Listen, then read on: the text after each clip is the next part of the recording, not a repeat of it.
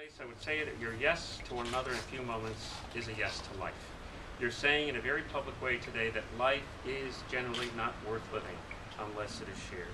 And the more you share your life with one another, the more alive you will be. And hopefully that life-giving energy that you've discovered in one another and have celebrated in one another's lives up to this day will continue to be a great source of strength and inspiration and joy as you go forward together into all of your tomorrows. So it's a real affirmation, a real yes to that gift of life. Secondly, your yes to one another in a few moments is a yes to love. Marriage is the highest form of friendship on earth. There is no other.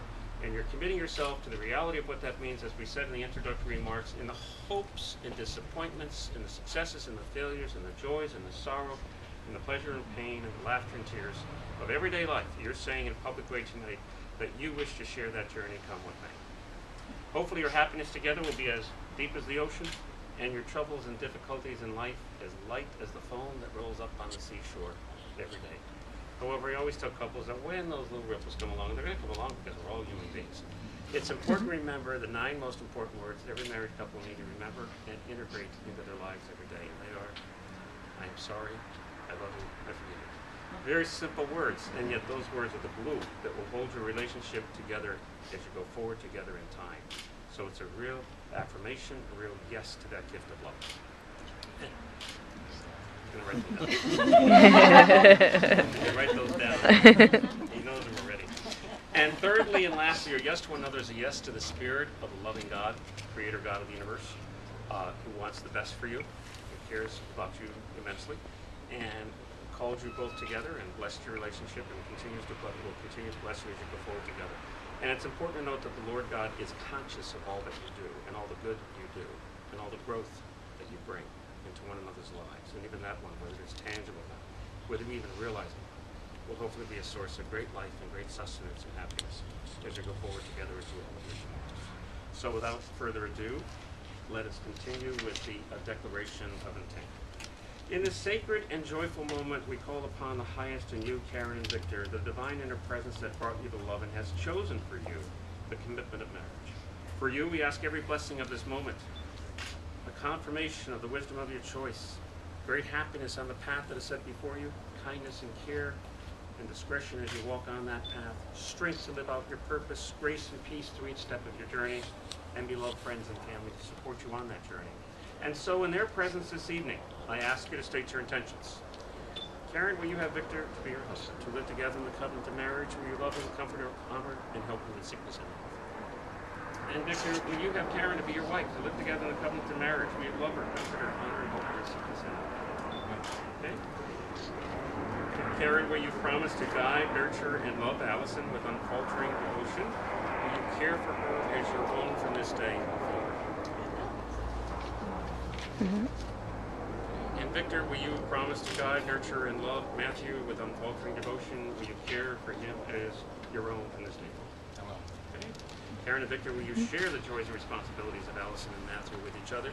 Will you trust each other's sincerity and accept each other's love for Allison and Matthew? Okay. Okay, now we have the blessing of the hands. This goes back to the old Celtic hand fasting or blessing. You can hold your hands upside down in one another's hands like that.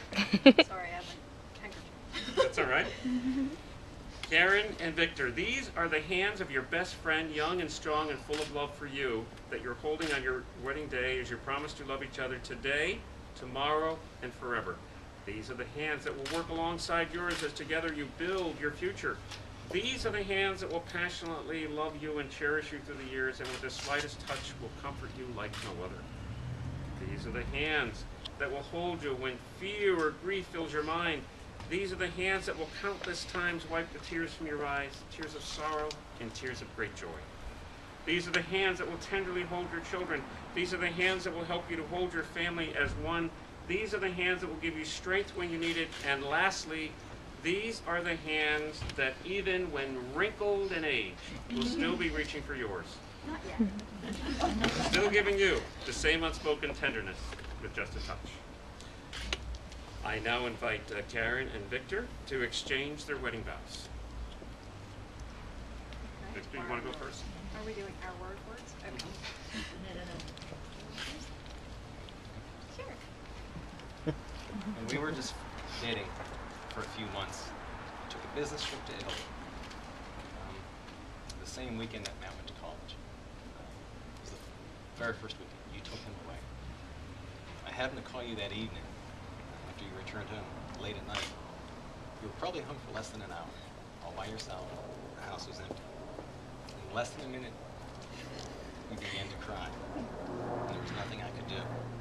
But your tears, I could see how beautiful you were, how big your heart was, and how tender you were.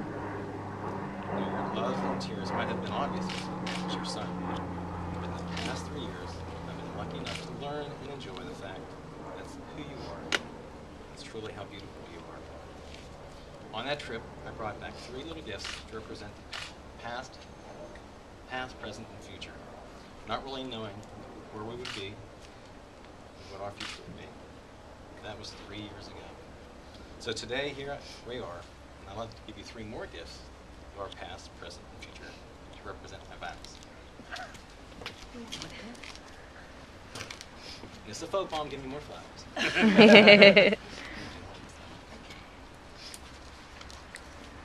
The first to represent the past is something, in fact, that I brought from that trip from Italy, not knowing where it would end up. An olive branch. Now, an olive branch traditionally is a symbol of peace, but coming from Italy, it is a symbol of our family's past. We have always said that somehow our paths were meant to cross. And fortunately for me, it has brought us here today. So with that, I promise to you to always cherish the past that we have shared, and it has brought us here today.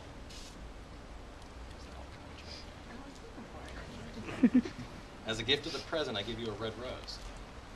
The red rose is a symbol of love and passion. Now, there are literally going to be thousands of red roses here today. There's red roses here and plenty up top, and they're all beautiful. And today is a wonderful day, but in fact, the florist brought those today. The single rose that I'm giving you today is what I brought to you, and that's my symbol of my love and passion for you today. It's a daisy. As a symbol of the future, I give you a simple daisy. The daisy symbolizes the virtues of love, loyal love, fidelity, patience, and simplicity. So with this daisy, my promise to you is that I ask of you that you allow me to give you these virtues for the rest of my life. And anytime in the future, if I give you a daisy, please remember today. So I would like to say to you that I, Victor, take you, Karen, to be my wife, to have and to hold from this day forward, for better, for worse, for richer, for poorer, in sickness and health, to love and to honor, to cherish you all the days of my life. I will be faithful to you as long as we both shall live.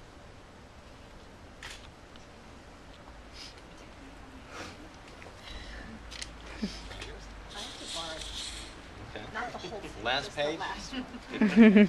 You're a very tough act to follow, sir. And I'm crying and have no It's a glasses. thesis. Sure, go right ahead. Okay. About 4 years ago, it's kind of funny, it's ironic. Matt was a senior, and I was faced with the fact that I was going to be alone. The idea was overwhelming, but with time and prayer, I believed it was part of God's plan for me, and it meant that I was to begin a new chapter in my life. However, I still struggled with the fact that I had so much love in my heart that I was convinced I was meant to give it to someone and share it with someone. A few days after Matt graduated, with the help of Match.com, and perhaps fate, I met Victor. You were pleasant, easy to talk to, and actually looked like the picture that you have on Match. I look forward to hearing from you. The conversation we had was easy, talking on the phone, seeing you. I couldn't wait to see you again, and started to think that perhaps you were to become a new chapter in my life. With each date, the chats became longer, my interest and laughter increased, and the evenings became later and later, but there was one problem. After a few dates, there was still no first kiss. I remember chatting with one of my male friends at work and asking him, am I one of those cases of he's just not that into you? And my friend assured me that guys are sometimes a little thick and clueless, and that I had to maybe give you a sign and let you know. So with a deep breath on our next date, which was here in Old Town, I reached for your hand, and later that night, I pleasantly had a first kiss. Several months later, we danced for the first time in your living room, and I remember feeling a whoosh of all kinds of feelings and realized that quickly and very certainly I was in love. From there on, we continued to spend more and more time together getting to know each other's children and families. Everyone liked you, and everyone kept saying, it was nice to see me being my goofy self around you, and surprisingly, they were really surprised that you kept coming back for more. Life was good. The only problem then was, good Lord, will you ever ask me to marry you? I knew months in that's what I wanted, but you had to go and take your time a little longer. Now, 3.5 years later, Matt and I moved in with Victor and Allison a few months ago, and I have seen and lived with firsthand how Victor approaches almost everything in his life very methodically and slowly, with great patience, so that when a decision is made, it's one you're sure of. If I had to choose an analogy, I believe that you approach us like you approach being a general contractor. You created the blueprints, got the permit, carefully selected each fixture, location, color along the way with great patience and thought. At times that slowly drove me crazy, but reflecting over the last few days, I've come to realize and appreciate that you've done the same thing with our relationship. You took your time, methodically laid out all the things between us, and all along building a stronger friendship, stronger foundation, and deeper bond that I believe will last forever and will be able to weather cracks and storms along the way. As a therapist, I always tell people that making changes in life can sometimes be a timely process, as you mentioned earlier, and doesn't happen overnight. I finally realized that you and I are very much the best example of that process. I was always rushing to get to the next point, trying to figure out what tomorrow would bring, never enjoying the process. I used to think that since I was the one to take you by the hand, I was leading you. Little did I realize until very recently that you've been the one setting the pace all along the way. Well, today we're standing here together confirming that you, Alice, and me, Matt, Chester, and Oreo are beginning a new chapter in my life. And if you stick with it, the process does pay off. Victor, you are the most gentle, kind man I've ever met and will ever know. I've always appreciated your romantic and tender side, which now everybody knows about. And you are able to see beauty inside and out, and know that and love me, warts and all. On occasion, I have thought about what life would have been like if we had met sooner, but I know that it wasn't meant to be. I believe it was part of God's plan for us to meet later in life. I believe that you have to walk on broken glass a few times in order to appreciate the smoothness of lush green clipped grass. We've each taken a few wrong turns individually, but each of us now wiser and stronger can work together slowly and methodically, living out life, weathering the cracks and storms, always keeping our strong foundation. You're a wonderful, dear man, my best friend, and truly the love of my life. I am blessed today to take your hand in marriage and look forward to slowly walking through the rest of my life with you, enjoying every moment along the way. And now I would also like to say, I know I'm not Victor. I, Karen, take you, Victor, to be my husband, to have and to hold from this day forward, for better or for worse, for richer or for poorer, in sickness and in health, to love, to honor, and to cherish you all the days of my life. I will be faithful to you as long as we shall be. Okay, good. That being said, we're now going to move to the ring ceremony. Now with extreme thanks.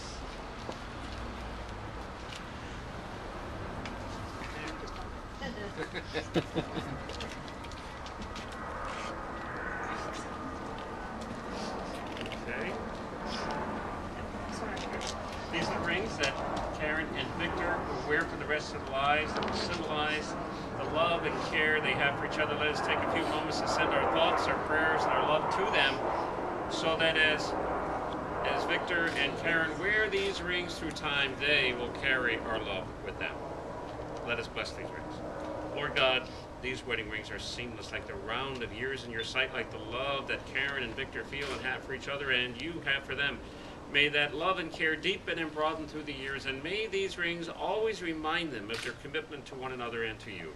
And we ask this in your name. Amen.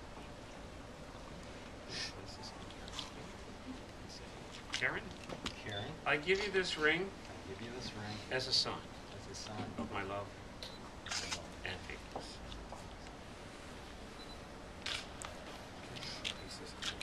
Say, Victor, Victor, I give you this ring I give you this ring as a sign as a sign of my love of my love and faithfulness. and As a sign and symbol of this new unity, I'd like to invite Allison and Matthew to please come up to the table. And they're going to pour wine in 2 separate wine glasses representing the individual lives of Victor and Karen up to this moment. Throughout history, in nearly all cultures and traditions, the sharing of a cup of wine has been used as a universal and central moment of sharing. The wine ceremony, or the cup of life, includes the sharing of a glass of wine between the bride and groom at the end of the ring exchange. For many, it symbolizes the celebration of the harvest and the changing seasons of life that we all celebrate. Just as the grapes clinging to the vines were harvested and transformed to become sweet-tasting wine, so too the lives of the bride and groom are changed and transformed and become something new. They are no longer 2 individuals, but one in spirit. So it is fitting that Victor and Karen take their first cup of wine as husband and wife to not only celebrate all that has taken place in their lives up to this point, but as an expression of hope and faith in the harvest of their lives and the commitment they make to one another this evening. So Matt and Allison, go. Okay. You can both present the glasses to your mom and dad. Okay, very good.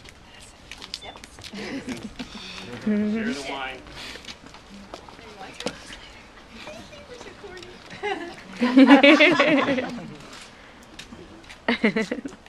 How about a big hand for them?